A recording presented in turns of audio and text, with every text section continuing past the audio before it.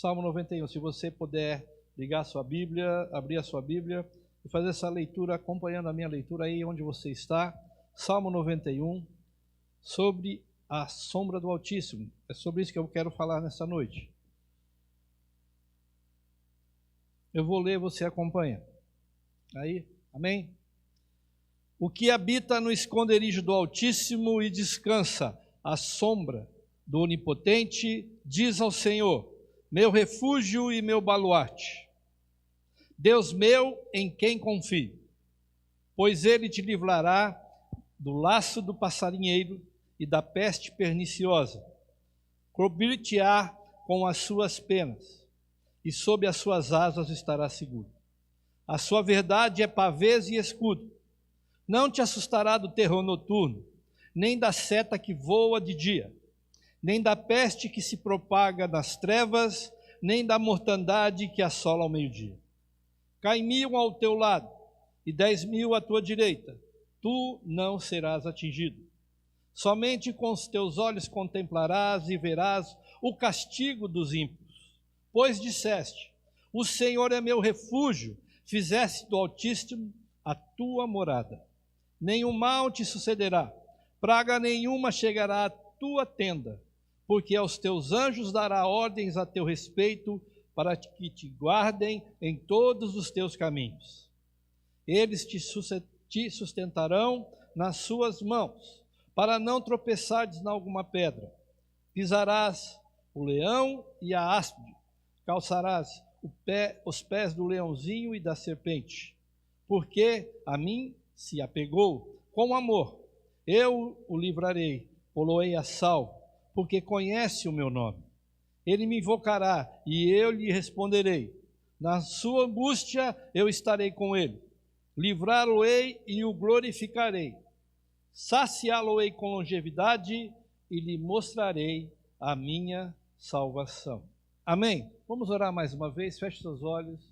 Peça a graça do Senhor, para que você possa sentir da parte dele uma palavra de conforto e de consolo nesta noite. Senhor, eu te agradeço nesse instante por este momento tão especial em que podemos ter a liberdade, ó Pai, de abrir a tua palavra e dela tirar lições para a nossa vida. Obrigado, Deus, porque o Senhor fala conosco. Ó Deus, há tantos sons, tantas coisas, tantos ruídos em volta de nós durante esse tempo. Mas o principal, ó Pai, quando a gente se silencia e tenta, Pai, de alguma maneira ouvir a tua voz, o Senhor é fiel, fala conosco, ó Deus. Dá graça para mim pregar a tua palavra, mas dá graça aos meus irmãos que vão ouvir também a tua palavra, para que possamos atender e glorificar o teu nome. Nós te pedimos isso no nome do Senhor Jesus. Amém. Salmo 91, o salmo das páginas amareladas. Salmo 91 é o salmo das páginas amareladas, porque esse salmo é muito comum você entrar em muitos lares aí, você vê a Bíblia aberta ali, no Salmo 91, é o Salmo dos espiritualistas. Hoje na mídia eles colocam os pedaços do Salmo 91 e lançam uma corrente para obter a vitória. Passe essa mensagem para mais 10 pessoas e você vai sair com o bolso cheio de dinheiro. Ou você vai ter a sua vida abençoada. É o Salmo dos espiritualistas, Salmo dos místicos. É o Salmo 91, onde é preferência daqueles que não têm assim um conhecimento profundo do que é a palavra, mas usa da palavra para obter algum êxito de alguma maneira, como um amuleto, como alguma coisa que pode trazer sorte. E nós sabemos que a palavra de Deus é o que nós aprendemos e tiramos lição dela. Se não for assim, a gente não pode, por exemplo, por osmose, encostar na Bíblia e ela transferir poder para nós. Não sai um poder que emana de dentro da palavra para a gente e a gente vai se tornar alguém poderoso para enfrentar as batalhas e os perigos do dia a dia. O Salmo 91 muitas vezes é assim. Eu sei porque na minha família tinha muito disso. Minha mãe, por exemplo, era uma mulher temente a Deus, mas ao mesmo tempo era muito mística. Ela tinha muito medo de tempestade.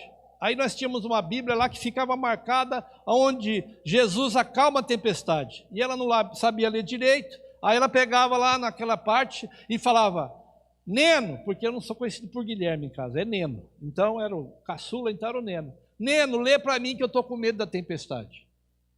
E aí eu li aquela passagem que Jesus acalma a tempestade, acalmava o coração dela.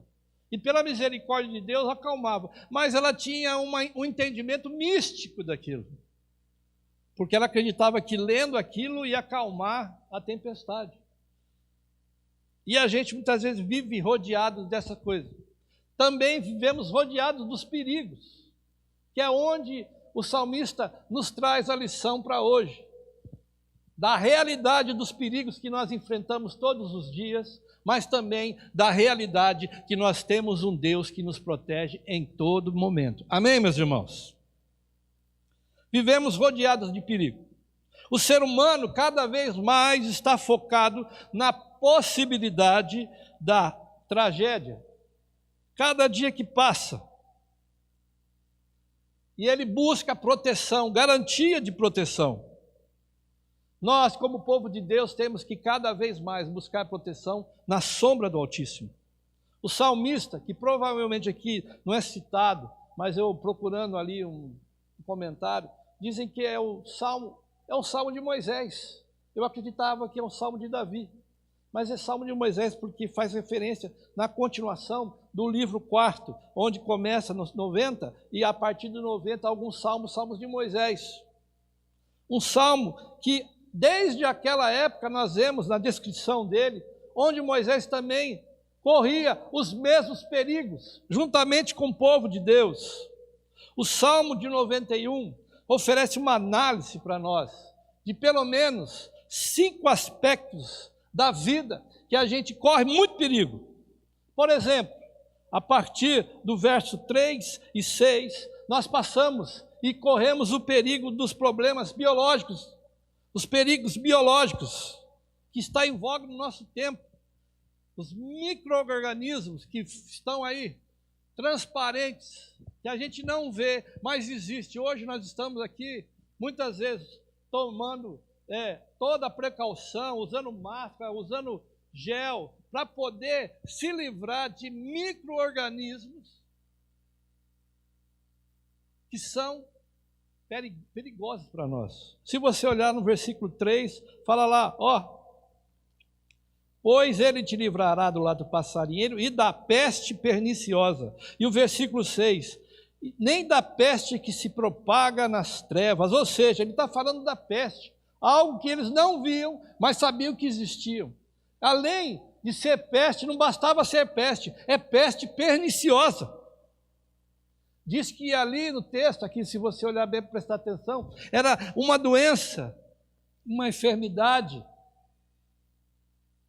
que não podia ser vista a olho nu, é lógico, que era contagiosa de manhã e que, já viu, durante o dia ela se manifestava com tanta força que ao meio-dia já se tornava uma praga aterroradora, rápida. Uma enfermidade que muitas vezes não dá tempo, a gente vê muitas vezes pessoas que estavam enfermas, acorda bem, durante o dia da manhã já tem algum sintoma, alguma coisa, quando dá meio-dia, muitas vezes não dá tempo de chegar no hospital, é um corre lascado, né? Por quê? É coisas que invadem, são perigos que a gente está enfrentando, e o salmista sabia disso. Segundo aspecto da vida quando corre perigo, é da força do acaso. Olha só para você ver no versículo 5. Não te assustará do terror noturno, nem da seta que voa de dia. A força do acaso, conhecida também pelo azar, coisa fortuita. Você não está nem esperando, você não está tudo bem, está acontecendo, está tudo tranquilo. De repente acontece algo que fala, mas que azar que eu dei, por que eu estava neste lugar, nesse exato momento? É aquele negócio da bala perdida, já viu? Que na verdade não é perdida coisa nenhuma, porque na verdade encontrou alguém, infelizmente. Isso é noticiário todos os dias no nosso país. Gente, como diz aquele vereador daquela cidade, dizem que é lá em Serra Talhada, que esse vereador disse que o indivíduo estava dormindo, quando foi ver, estava morto. Quando acordou, estava morto. E aconteceu mesmo, se você notar, tinha um vereador que foi falar algo sobre o que aconteceu, e ele falou, o meu parente, aconteceu que estava dormindo, teve uma bala perdida que pegou nele, quando foi ver já estava morto, quando acordou estava morto. E é assim mesmo, a coisa fortuita. Você não está esperando, você está descansando, e aí acontece alguma coisa. Fala ainda no versículo 2, da pedra no caminho, dos tropeços. Aquela hora que você está tudo bem, você está tranquilo, você vai fazer uma caminhada, senta o dedão numa pedra e ali lasca a sua unha, sai o topete do dedo, aí você já não pode nem pôr sapato. É algo tão pequeno, mas que tira a tua paz. E assim, são coisas que acontecem no nosso dia. O fortuito. O terceiro sentimento, o aspecto de medo e perigo que o salmista fala aqui, está no versículo 5. O sentimento de medo. O terror noturno. Não te assustará do terror noturno. Já teve medo? Do medo? A gente passa tanto medo da vida, que algumas vezes o medo toma tanto conta da nossa história, que a gente começa a ficar com síndrome, conhecido como síndrome do pânico. Você passa alguns pânicos, algumas histórias, algumas coisas, quer sejam verdadeiras ou outras, que estão no nosso consciente, e a gente tem aquele medo, e a gente começa a lembrar daquilo que passou e parece que vai revivendo, ressentindo. É uma síndrome. E parece que isso já tinha desde aquela época. A síndrome persistente, vive em estado de alerta. Uma pessoa que está sempre assim, agarrada ao sentimento. Ai, parece que eu não estou me sentindo bem hoje. Ai, essa noite, né? Quando a gente é criança, a gente tem medo do escuro, não é verdade? Eu, principalmente, tinha muito medo do escuro. Dava trabalho para minha mãe. Dormia no meio da minha mãe com meu pai até os 18 anos. Mentira, não. 18 anos é demais. Até, era novo ainda, ali, tinha uns 7, 8 anos. Eu acordava de noite com medo, corria para o meio do meu pai com a minha mãe. Com medo das coisas da noite. Porque à noite parece que a gente fica mais impressionado. E aí a gente vai para a igreja, se liberta muitas coisas da vida da gente. Aí a gente começa a ter outros medos também. Eu tinha um amigo meu, conhecido meu, que ele começou a ter medo. E ele colocou na cabeça dele que ele começou a pensar, e se eu for o falso profeta? Ele começou a colocar na cabeça que ele ia ser o falso profeta. Aí ele procurou o pastor. Pastor, eu estou com medo, muito medo. Por quê? Eu estou achando que eu sou o falso profeta. O pastor acalmou. Calma, meu filho, não é assim. Você está se achando demais. Porque, para começar, o falso profeta vai falar, no mínimo 5 línguas. Você sabe malemar falar o português, então fique em paz. Tem gente que fica buscando coisa aonde não existe, tem medo. E é o medo que assombra a gente. Isso nos acorrenta. Quarto aspecto aqui, que o salmista nos fala, é das falências no tempo de crise, dos perigos sociais. O versículo 8, somente com os teus olhos verá o castigo dos ímpios. Por quê? Caiu 1000 ao teu lado e 10.000 à tua direita, e tu não serás atingido. É uma promessa. Mas a gente muitas vezes está numa situação que a gente está escondido debaixo da proteção de Deus. Mas a gente está vendo gente cair para um lado, gente cair para o outro, está vendo alguém perder o emprego, gente que está falindo, ruindo os casamentos e projetos, gente que está vendo um parente próximo passar por uma dificuldade muito grande. E a gente está vendo o perigo de perto. A gente acha, poxa vida, e se chegar na minha casa? A gente muitas vezes vê isso, chega no máximo na casa do vizinho. Mas, quando chega na nossa casa, a gente tem que estar tranquilo, esperando em Deus, porque é Ele que nos protege. O quinto e último aspecto que eu queria falar dos perigos que o Salmo 91 nos traz à realidade, nós falamos dos perigos biológicos, das coisas que a gente não vê e muitas vezes se achega ao nosso lar, das circunstâncias que muitas vezes nos levam a passar por coisas fortuitas, perigos existenciais, os perigos sociais existe também talvez o pior perigo que a gente passe, que é os perigos espirituais. O versículo 3 diz assim: pois ele te livrará do laço do passarinheiro e da peste perniciosa. O laço do passarinheiro é um exemplo analógico que o salmista faz, de um ser ardiloso que planeja situações de profundas ameaças. É o inimigo das nossas almas. Situações de profundas ameaças que o inimigo traz sobre nós. Ele é sutil, ele é ardilhoso. Ele gera situação, onde ele coloca uma isca para prender e destruir. Aqui é o laço do passarinheiro, conhecido como arapuca no nosso tempo. Quem já brincou de laçar passarinho sabe como é que é. Pega uma plantinha lá que tem um caule, você enverga ela, faz um lacinho na ponta, põe aí uma isca, uma sementinha, o passarinho vai lá bicar, prende a perninha dele, e ele, ao mesmo tempo que está solto, ele está preso. É uma analogia muito interessante para a vida de alguém que está correndo perigo na mão do inimigo, porque muitas vezes o inimigo faz isso. Dá a impressão que a pessoa é livre, mas ela não consegue ir muito longe, porque ela está presa nas garras do inimigo. E eu conheço muita gente assim, gente que pensa que está livre, mas está preso, porque corre constante perigo. E nós temos corrido esse perigo também, se a gente não vigiar, não guardar, porque o inimigo limita a gente, condiciona a gente e frustra a gente, porque a gente quer alcançar alvos maiores, mais longe, projetos maiores, mas a gente vive muitas vezes no perigo do laço do passarinheiro. A lista é extensa, meus irmãos. E aí tem uma escolha: ou você vive na paz de Deus, vive na paz de Cristo, ou você vive retraído, com um sentimento psicótico, em que acha que pode controlar tudo. Tem gente que acredita que pode controlar todo o perigo, se fechar de uma maneira e controlar, ter a vida em suas próprias mãos. Existe um povo que é hipocondríaco, aqueles que são viciados em remédio. Tudo tem que tomar remédio, porque quer controlar a vida. Muitas vezes toma remédio porque o outro remédio fez mal, e assim vai, é remédio em cima de remédio.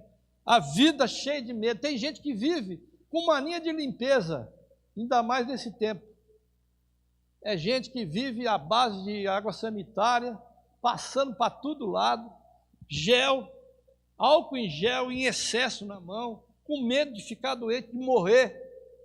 Se você tentar controlar, não estou dizendo que a gente tem que ser inconsequente e peitar qualquer tipo de perigo, mas se você viver muitas vezes escolhendo você controlar a situação, você vai viver uma vida que é um fardo.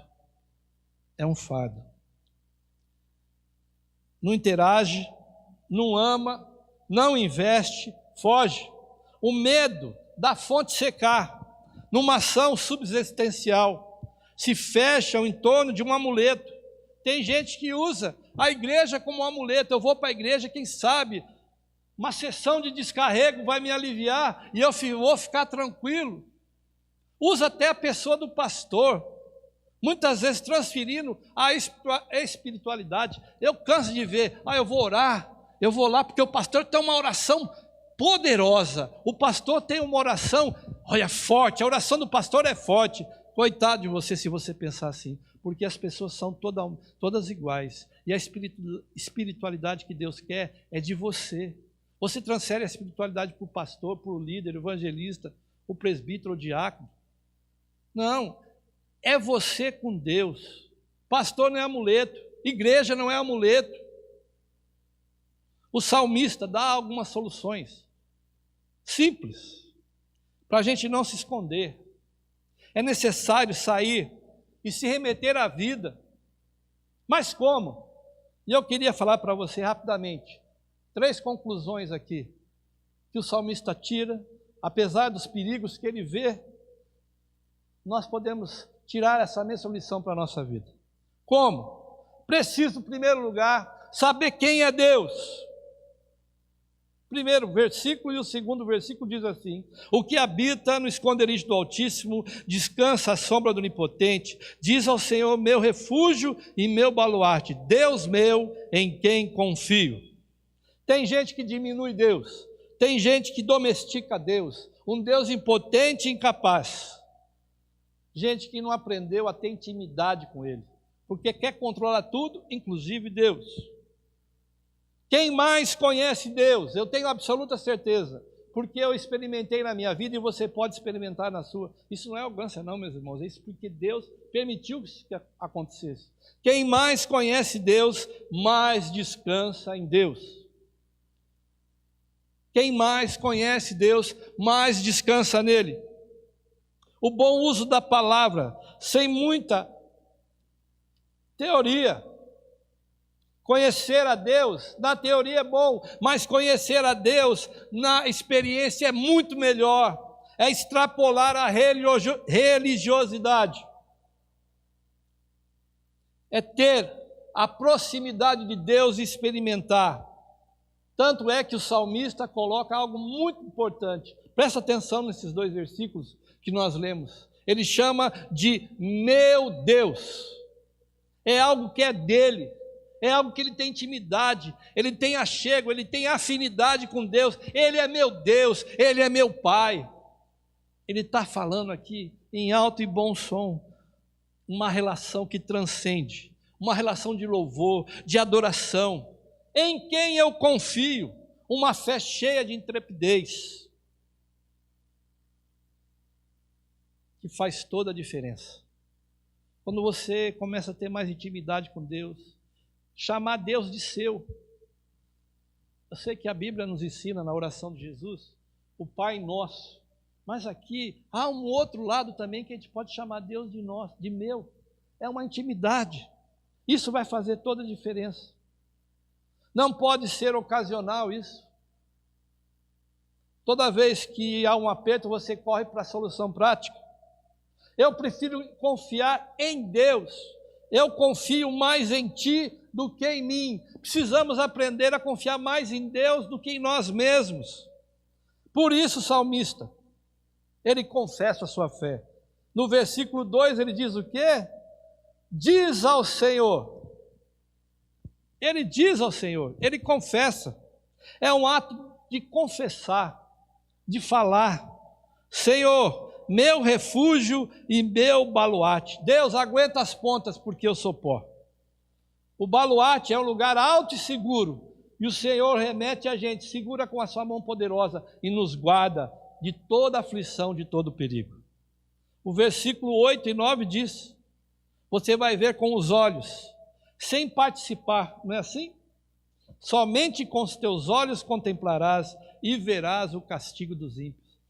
Muitas coisas você não vai entender, mas Deus, quando te recolher na intimidade, debaixo das suas asas, muitas coisas você vai ver só com os olhos, porque Deus trabalha para aqueles que neles confiam. Se você trabalha, mas se você confia e ora, Deus trabalha por você. Amém, meu irmão? Deus vai se tornar aquilo que você confessa. Deus vai se tornar aquilo que você confessa. Eu não estou falando de confissão positiva. É muito perigoso isso mas você entenda bem o que eu estou dizendo. Porque a palavra de Deus diz lá, Romanos capítulo 9, versículo 9 e 10, se com a boca confessares e com seu coração você crê que Jesus é o Senhor, será salvo. Porque o ato de confessar é o ato que você vai dizer, que não depende de você, depende daquele que é o seu Salvador. É isso que confessa pela fé, porque a fé não está na repetição daquilo que nós fazemos. O ato de um mantra não é uma ladainha. Você sabe o que é ladainha? Quem é católico sabe muito bem o que é ladainha, não é, Marisa? Sabe o que é ladainha? Aí você pega a bolinha lá e fica coitado daquele que tem toque, né? Chega na 10ª bolinha, ele perdeu a conta, ele tem que voltar tudo de novo. Não fica aquele negócio. Não é isso, não é repetição, não é mantra. Confessar aqui é você expressar do seu coração aquilo que Deus é para você. O Senhor Deus é altíssimo e é o nosso Pai. Baseado nessa verdade poderosa, Ele é nosso pavês e escudo. Escudo era o instrumento do soldado particular, mas o pavês era um instrumento enorme, um escudo grande, onde os soldados levavam a grande distância, com muita dificuldade, porque quando eles iam guerrear, podia chover, flecha com fogo, de qualquer jeito, tinha proteção. Mas o que é aqui que representa esse pavês aqui, esse escudo? É a verdade.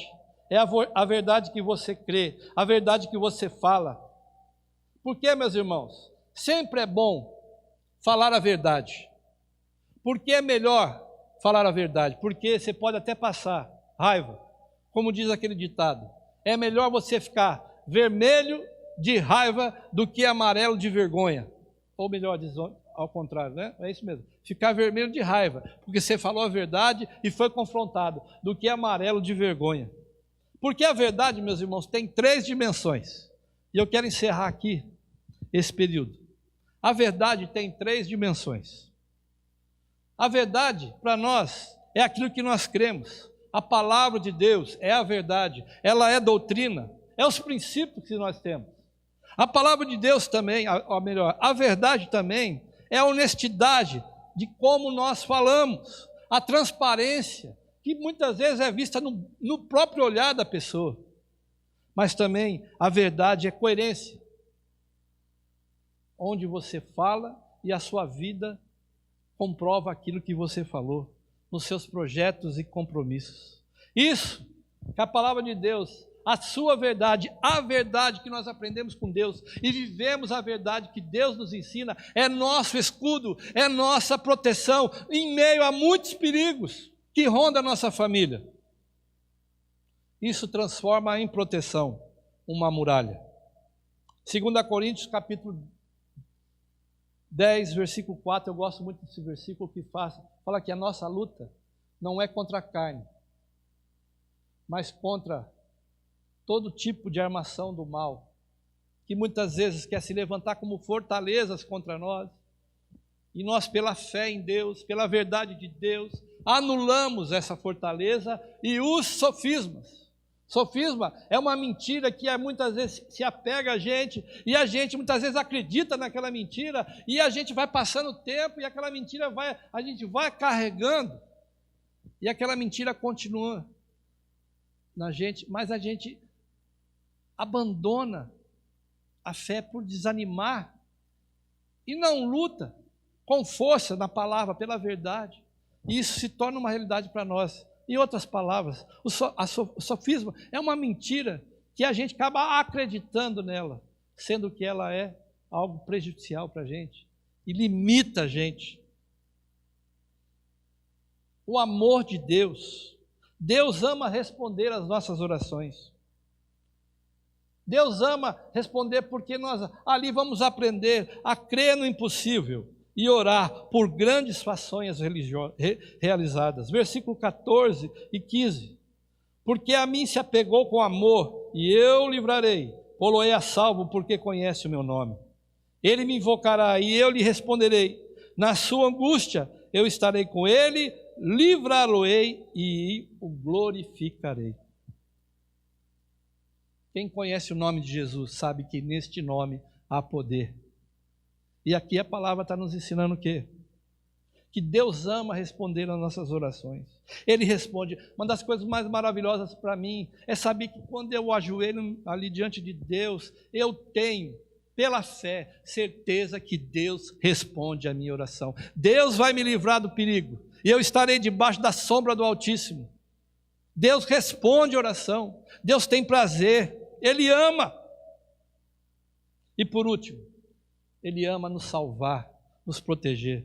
Versículo 16. Saciá-lo-ei com longevidade, e lhe mostrarei o quê? A minha salvação. A salvação não está em nós. A salvação segura está nele. É uma marca para a vida eterna, com longevidade. Ele é eterno, e a sua salvação, a sua provisão também. Por isso que o salmista fala com toda alegria e fé. E você pode repetir.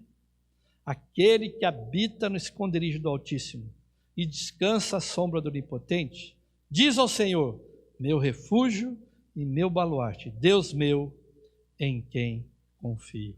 Amém, meus irmãos? A palavra de Deus para nós nesse tempo de tantos perigos que nós estamos correndo, o Senhor é o nosso escudo, nossa fortaleza.